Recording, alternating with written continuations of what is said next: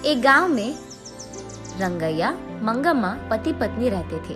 उनका एक सुंदर बेटी भी थी। 2 साल से सूखे के कारण कुएं के पानी सारे सूख जाते हैं और गर्मी की मौसम होने के कारण उसका खेत भी सूख जाता है। उसके सारे पैसे वो खेत में और खेती में गवा देने के कारण उदास होकर रंगैया मंगम्मा से ऐसे कहता है, मंगा, भगवान भला हमसे ऐसे क्यों खेल रहा है।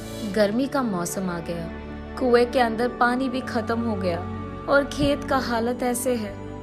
सारे पैसे मक्के में डाल दिया मैंने। ऐसे वो निराश होता है।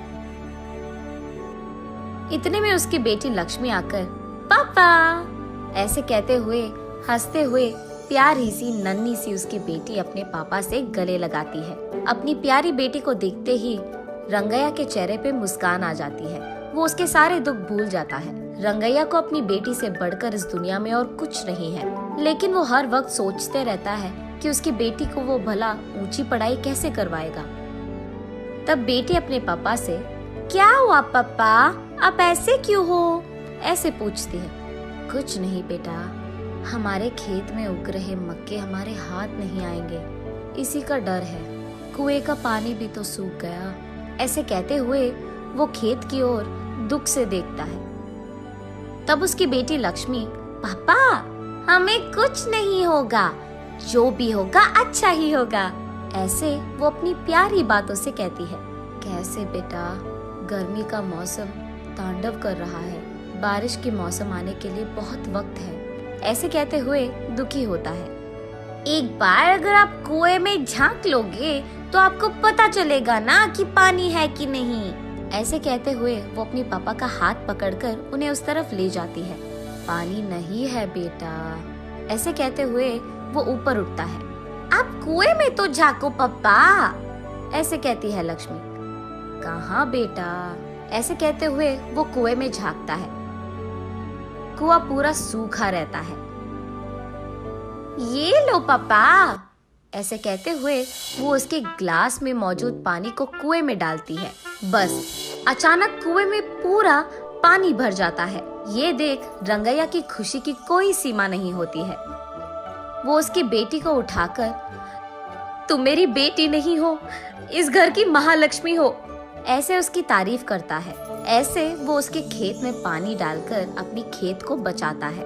लेकिन उसी समय गांव के कोई भी कुएं में पानी नहीं रहता है, और क्योंकि ये बात इधर उधर फैल चुकी है, गांव वाले सारे उसी कुएं के पास आकर पानी लेते थे।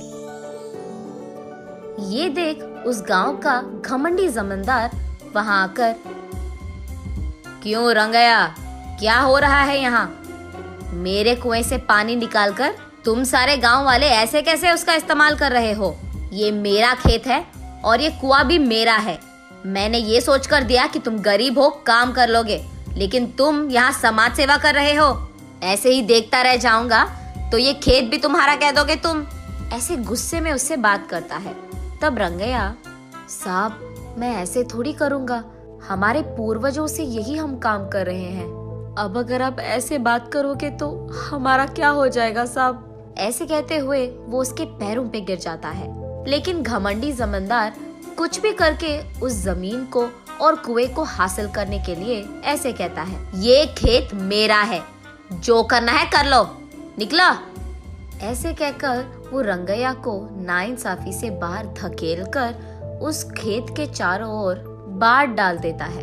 उसके कुछ समय बाद गांव वाले सारे सूखे को भुगत रहे होते हैं। सारे कुएं सूख जाते हैं और सिर्फ रंगैया के कुएं में पानी रहने के कारण गांव वाले पीने के पानी के लिए जमींदार के पास जाकर ऐसे कहते हैं, साहब पीने के लिए पानी ना होने के कारण प्रजा मुश्किलों में है। आप एहसान करके आपके कुएं का पानी हमको अगर दे सके तो, ऐसे विनती करते हैं।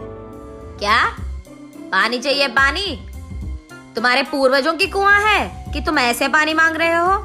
पानी नहीं दूंगा, निकला। ऐसे उन लोगों को भी धकेल देता है। एक घूंट पानी दिला दीजिए साहब, हम यहाँ मर रहे हैं, ऐसे कहते हुए प्रजा उनसे विनती करती है। तब जमींदार उनके मुसीबत का फायदा उठाता है। ठीक है, पानी दूंगा, लेकिन ऐसे ही नहीं। मटके का दाम 10 रुपए करके दो, तब दूंगा पानी। मंजूर है तो लो, वरना निकल जाओ।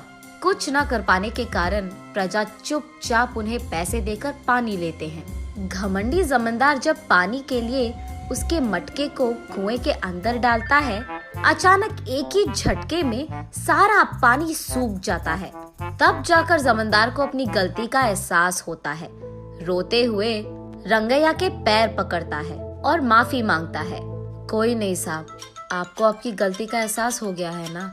तब जाकर वो रंगैया की बेटी की सहायता से जब मटके को कुएं के अंदर डालता है तो अचानक पानी पूरा भर जाता है कुएं में और सारी प्रजा इस घटना को देख बहुत खुश होती है। रंगैया उस पानी को सारे गांव वालों में बांटते हुए, खेती करते हुए खुशी से जीता है।